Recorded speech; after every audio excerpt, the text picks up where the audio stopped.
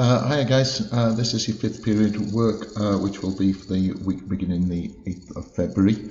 In terms of what we're looking at today, we're looking at a particular aspect of oligopoly.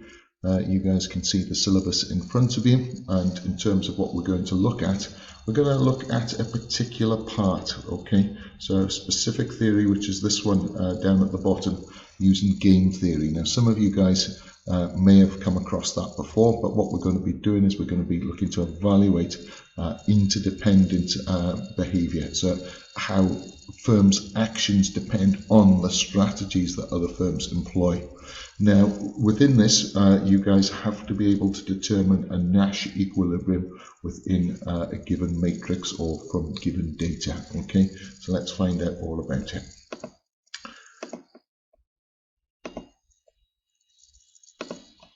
Okay, in terms of game theory, the interdependence, as I said, of firms within an oligopoly market is very, very important, and you've got to consider that. Firms must consider the reactions of other firms when they make their own decision. Now, very importantly, what you guys have got to do is make sure that when you're looking at this, you've got to start to understand when you get given data why it may be difficult for firms to cooperate, even when it's in the best interests of both parties. Now, what we're trying to look at here is we're trying to explain actual behavior of firms within these concentrated markets, oligopoly, and so on. Now, in terms of a Nash equilibrium, this is the concept, or one of the concepts you need to know about. It's very, very important within game theory. And basically, a Nash equilibrium describes a situation where all of the participants in a game are pursuing their best possible strategy given the strategies of all the other participants. So they're pursuing their best strategy once they've taken into account the possible strategies of all the other participants. Now, we're going to have a look at this in terms of the prisoner's dilemma. Just very quickly, can I get myself a laser pointer? Yes, I can. In your notes on page 80, you guys should be following along. Now, basically, in this particular scenario, there's a two-person game.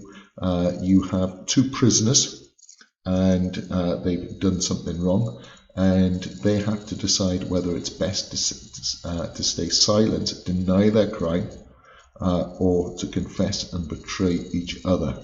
Okay, now in terms of this, basically you've got to assume that the prisoners have got no loyalty to each other. However, they've gone together on a crime, let's call it armed robbery, or perhaps there's been an incident that's occurred. The police have done what they would do. They would separate them straight away so they can't corroborate their stories, and between them these prisoners have got to either decide whether to stay silent or betray each other. Okay, now in terms of this, what I want you guys to do is I want you to look at each prisoner. Prisoner A is in red, and so all their scenarios will be in red, and they come first. Prisoners B is in green. Okay, now just in terms of this, what prisoner A and prisoner B might want to do, the best thing for them to do, what we call the global optimum scenario, is if they both stay silent, they would get 6 months each. So maybe the police could get them on a lesser charge, but maybe not something that they had actually done. So if they both stay silent, that is their best optimal situation. But what they've got to consider is what the best outcome for them is, dependent on what the other one will say. Okay, so this is very, very important. Okay, so there's our global optimum scenario. They both deny the crime. They get given 6 months each. So they may be given 6 months for a lesser charge, but not for the greater charge. Now, in terms of this, this is what we call an unstable scenario, and I'm going to have to prove this to you, because each person, once they've looked at the options, may actually believe that they can improve their situation and do better than getting 6 months in prison. Now, we need to look at the options. Okay, so in terms of this, let's look at prisoner A first of all. Just focus on the matrix for the time being. Now, if prisoner A and prisoner B both stay silent, okay, they will get 6 months each. Okay, now prisoner A has got to consider what the best thing is to do. Okay, if prisoner A stays silent, okay, then actually, if prisoner B betrays him, prisoner B could do better. Okay, prisoner B, it's in his best interests actually to betray prisoner A, because he would get away scot-free then. Okay, he wouldn't go to prison at all, whereas prisoner A would get 10 years. Okay, so prisoner A knows this.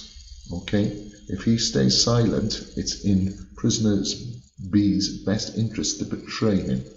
Okay, now prisoner A obviously doesn't want that to happen, so rather than getting 10 years, okay, if he thinks that prisoner B might betray him, maybe it would be better for him also, instead of staying silent, to betray prisoner B, because that way he would get a maximum of 5 years rather than 10 years.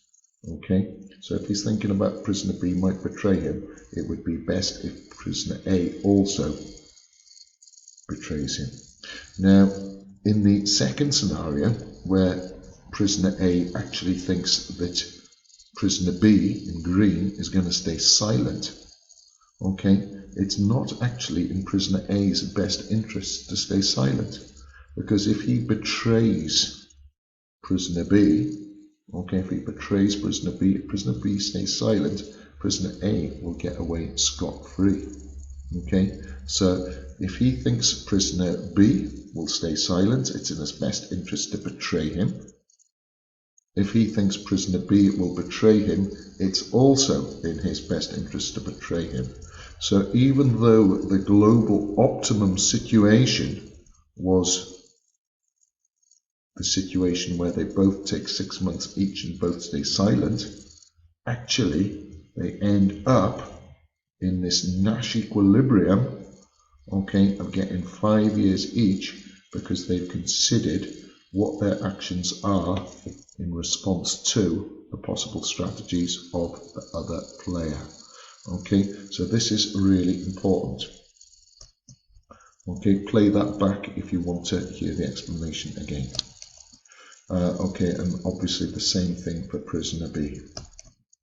Okay, so when we look at this particular idea, the prisoner's dilemma, this particular example of games theory, we can see why it may be difficult for firms to cooperate, even when it's in the best interest of both parties. And what we're trying to do is look at real world examples to see why this might happen when it comes to firms. So in terms of both players, they've both assumed their own dominant strategy, the best strategy for them, okay, in terms of short-sighted personal gain and self-interest, but eventually they, instead of reaching the global optimum scenario, they reached the Nash Equilibrium, in which they were both worse off than they would have been if they had both agreed to select an alternative non-dominant, one not in their best interests strategy.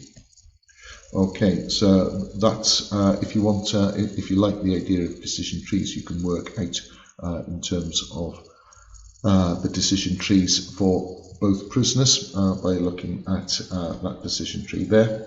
And what you guys are going to do, and this is the scenario I want you guys to do, you're going to have a look at your own two-firm game, but this time it's not going to be about prisoners. This is going to be about whether firms decide whether to collude, to act together, okay, to set high prices, or whether or not they compete and they set low prices.